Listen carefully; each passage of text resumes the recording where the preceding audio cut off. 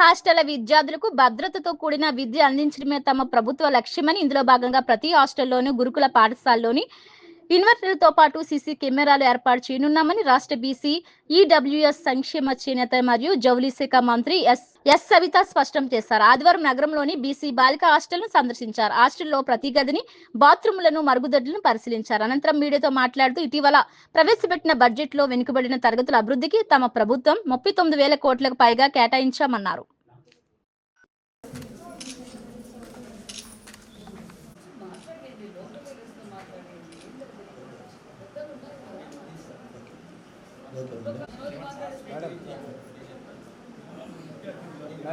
విచ్చేసినటువంటి ముఖ్య అతిథులు,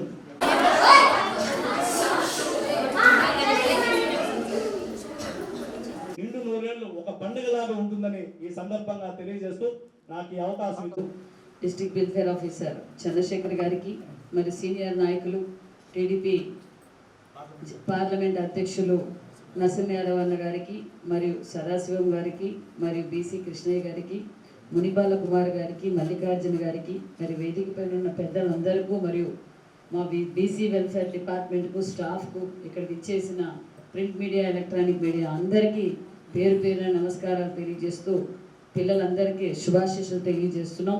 మరి ఈరోజు ఎంతో త్యాగమూర్తి ఈ రాష్ట్రాన్ని ఆంధ్ర రాష్ట్రంగా పరిగణించాలని నిరాహార దీక్ష చేసి 56 రోజులు నిరాహార దీక్ష అందరికీ స్ఫూర్తిగా నిలిచిన పొట్టి శ్రీరాములు గారి వర్ధంతి ఈరోజు మనం ఘనంగా నివాళులు అర్పించుకుంటున్నాం.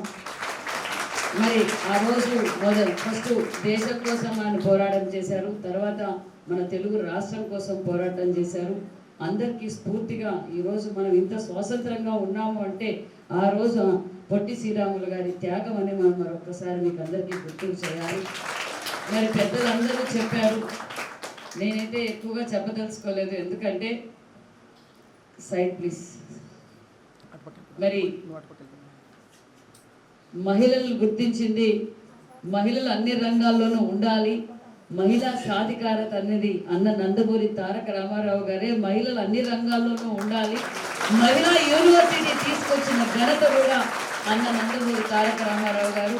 మహిళలు కూడా అన్ని భాగాలు అంటే ఇంట్లో ఆస్తిలో కూడా భాగం కల్పించింది కూడా తన ఇంటి దగ్గర నుంచి మొదలుపెట్టిన గొప్ప నాయకుడు అన్న నందమూరి తారక రామారావు గారు. ఆ రోజు బడుగు బలహీన వర్గాల పిల్లలు ఒక పక్క రాజకీయంగా కావచ్చు, విద్యాపరంగా కావచ్చు, రైతాంగం కావచ్చు, పిల్లలు కూడా అన్ని రంగాల్లోనూ బడుగు బలహీన వర్గాల పిల్లలు కూడా అందరూ చదువుకోవాలని అప్పట్లోనే ఈ సొసైటీస్, ఈ BC residentials, SC residentials, social welfare, tribal welfares అన్నీ మొదలుపెట్టింది అన్న నందమూరి తారక రామారావు గారే. ఇప్పుడు ఈ నిర్మాణాలన్నీ అప్పటి నుంచి మొదలుపెట్టింది, కొత్తగా మొదలుపెట్టింది. అదే స్ఫూర్తి ఏదైతే పొట్టి గాంధీ గారు కలలు కన్నారు, పొట్టి శ్రీరాములు గారు చేశారు, నందమూరి తారక రామారావు గారు అదే స్ఫూర్తితో, రామారావు గారి స్ఫూర్తితో కూడా మన విజనరీ లీడర్, మనందరికీ టెక్నాలజీ అంటే కనిపించే లీడర్ మాన్యశ్రీ ముఖ్యమంత్రి చంద్రబాబు నాయుడు గారు కూడా మహిళలను బలహీన వర్గాలకు పెద్దపీట వేసే వ్యక్తి మన ముఖ్యమంత్రి చంద్రబాబు నాయుడు గారు.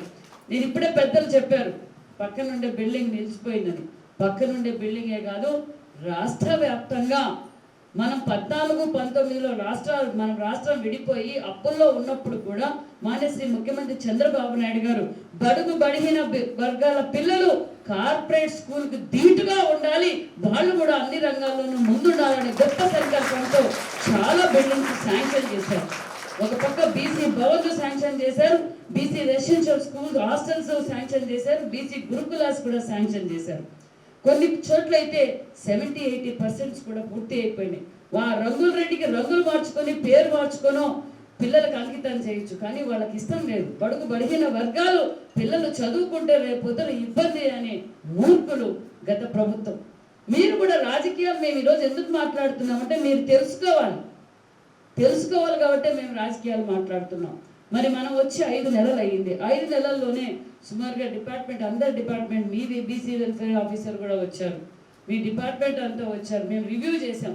ఏ హాస్టల్స్లో ఏం పరిస్థితి ఉంది, చాలా దారుణమైన పరిస్థితి. వాస్తవంగా నిజంగా ఏ సోషల్ వెల్ఫేర్ కావచ్చు, ట్రైబల్ వెల్ఫేర్ కావచ్చు, బీసీ హాస్టల్స్ కావచ్చు, గత 5 సంవత్సరాల్లో కనీసం రిపేర్, రన్నింగ్ వాటర్ లేదు, మేజర్ సమస్య వస్తుండేది, వాష్రూమ్ సమస్య వస్తున్నాయి.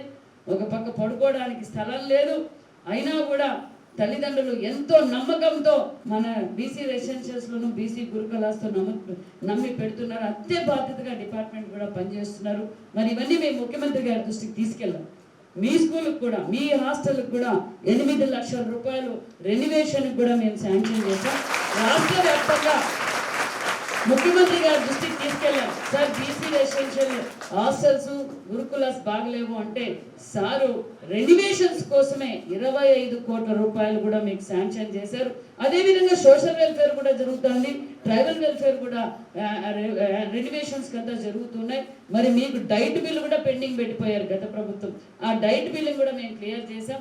మరి మీకు అదనంగా కూడా ఇప్పుడు సీసీ కెమెరాలు కూడా మొన్ననే ఇన్వర్టర్స్ పంపించాం. మీకు ఇన్వర్టర్స్ వచ్చాయా? మరి దగ్గరలోనే మీకు 1 మంత్లోనే సీసీ కెమెరాలు కూడా మేము శాంక్షన్ చేసాం.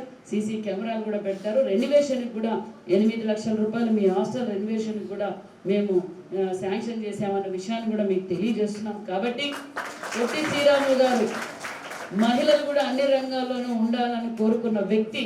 కాబట్టి మీరు కూడా చాలా బాధ్యతగా మీ తల్లిదండ్రులు ఏ నమ్మకంతో అయితే ఎంతో కష్టపడి ఈరోజు మేమంతా ఇక్కడి నుంచి వచ్చిన వాళ్ళు, మేమేం పై నుంచి అమెరికా నుంచో ఎక్కడి నుంచి, మేము కూడా బీసీ హాస్టల్స్లో ఉండి చదువుకొని వచ్చిన వాళ్ళ విషయాన్ని ప్రతి ఒక్కరూ మీరు ధైర్యంగా స్ఫూర్తిగా మీరు ఏం గోల్ చేయాలనుకుంటున్నారో ఆ గోల్ సక్సెస్ కావడానికి కష్టాలు వస్తే అన్ని కష్టాలను మీరు ఎదుర్కొని మీ గోల్ సక్సెస్ కావాలని కూడా మీకు ఆశిస్తున్నాం. మీ సమస్యలు ఏదైనా ఉంటే మా దృష్టికి కూడా చెప్పచ్చు. మా నంబర్ కూడా వేసుకోండి. మీరు ఇక్కడ నాతో పర్సనల్గా షేర్ చేసుకోలేకపోయినా మీరు కావాలంటే నాకు కాల్ చేసి కూడా చెప్పచ్చు అని కూడా మీకు ఈ సభాముఖంగా మీకు తెలియజేస్తూ, మరి 85% వచ్చింది లాస్ట్ ఇయర్. మరి ఈసారి ఎన్ని రావాలి, ఎంత పర్సెంటేజ్ రావాలి? మళ్ళీ నెక్స్ట్ ఇయర్ వస్తాను నేను ఇక్కడికి. ఎందుకంటే చిత్తూరు అంటే తిరుపతి అంటే ఇప్పుడే చెప్పారు ఎడ్యుకేషనల్ హబ్. కలియుగ వెంకటేశ్వర స్వామి దగ్గర మీరు చదువుకుంటున్నారు. మరి ఇంతమంది పెద్దలు ఉన్నారు, వీళ్ళందరూ ఆశీర్వాదం ఉంది. మీకు ఏ సమస్య వచ్చినా మేమున్నాం. కాబట్టి 100% మన బీసీ హాస్టల్స్లో 100% పర్సెంటేజ్ రావాలని కూడా మిమ్మల్ని అందరినీ కోరుకుంటూ, మరి స్టాఫ్ కూడా బాగా ఉన్నారు.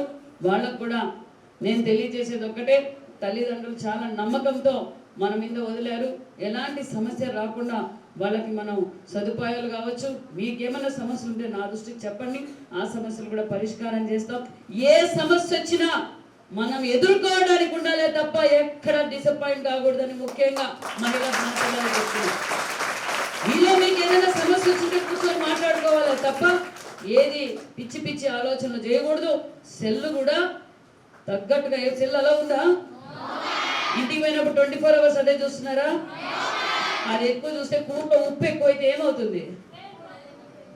కూరలో ఉప్పు ఎక్కువైనా సమస్య. సెల్లు కూడా అనవసరమైంది. మనకి సబ్జెక్ట్ కావాలనేది, మనకు సంబంధించిన మన చదువుకు సంబంధించిన సబ్జెక్ట్ గురించి మీరు కావాలంటే తీసుకోవచ్చు. కానీ అనవసరంగా సెల్లులు కూడా ఎక్కువ చూడడంలో కూడా మనం అంటే మీరు సెటిల్ కావండి. ఫస్ట్ మీరు మీ పేరెంట్స్ మీరు ఏ విధంగా అయితే సక్సెస్ కావాలనుకున్న సక్సెస్ అయిన తర్వాత మీ లైఫ్ మీకు మెచ్యూరిటీ వస్తుందనే విషయాన్ని కూడా తెలియజేస్తున్నాం. ముఖ్యంగా ఆడపిల్లలు మనం దేనిలో కూడా తక్కువ కాదన్న విషయాన్ని మీరు అన్ని రంగాల్లోనూ మనం ఉన్నాం.